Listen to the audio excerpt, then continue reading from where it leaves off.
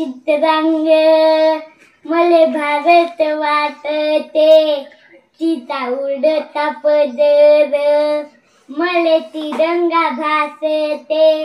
सन्माननीय परीक्षक, वंदनीय गुरुजन वर्ग व माझ्या प्रिय मित्र आणि मैत्रिणींनो, सर्वांना माझा नमस्कार। माझे नाव आरव रोहित जाधव, इयत्ता दुसरी। माझ्या शाळेचे नाव जिल्हा परिषद प्राथमिक शाळा दुधाळ वस्ती जत।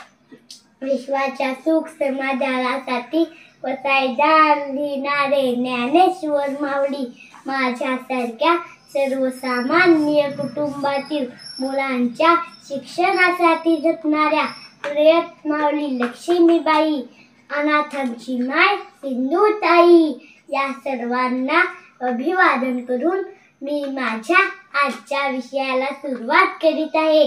मी निवडलेला विषय आहे माझी आई। मी माझ्या आईचा सदैव ऋणी आहे, कारण मला तिच्याकडून मिळालेल्या 3 गोष्टी।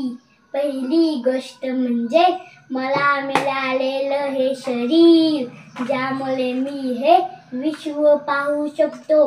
दुसरी गोष्ट म्हणजे माझी मातृभाषा, ज्यामुळे मी तुमच्याशी संवाद साधू शकतो। तिसरी गोष्ट म्हणजे संस्कार, ज्यामुळे मी तुमच्या समोर आत्मविश्वासाने उभा राहू शकतो।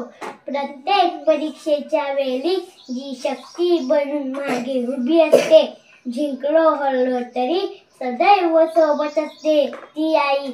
आईने मला शिकवलं आयुष्य जगताना मोरासारखा संपूर्ण पिसारा फुलून नाचावं, भरभरून रडावं, खलखलून हसावं, उधाण आलेल्या समुद्रासारखं व्हावं, म्हणजे आयुष्यात एकटेपणा कधीच वाटत नाही। बाळ जन्माला आल्यावर प्रत्येक जण विचारतो मुलगा की मुलगी, फक्त आईच विचारते माझं बाळ कसं आहे। जगात ज्यांना पहिले वंदन, चरण कमळ तव पवित्र पावन, देवा दे रे यांचे दर्शन, जितवर जागे माझे जीवन। मला सर्वजण म्हणतात तू तुझ्या आईसारखा दिसतोस, पण खरंच मला माझ्या आईसारखं प्रेमळ सहनशील बनता येईल का? ज्याप्रमाणे आई स्वतःचं दुःख विसरून आपल्यासाठी कष्ट करते, त्याप्रमाणे आपण आई वडिलांच्या म्हातारपणात त्यांची योग्य काळजी घेतली पाहिजे।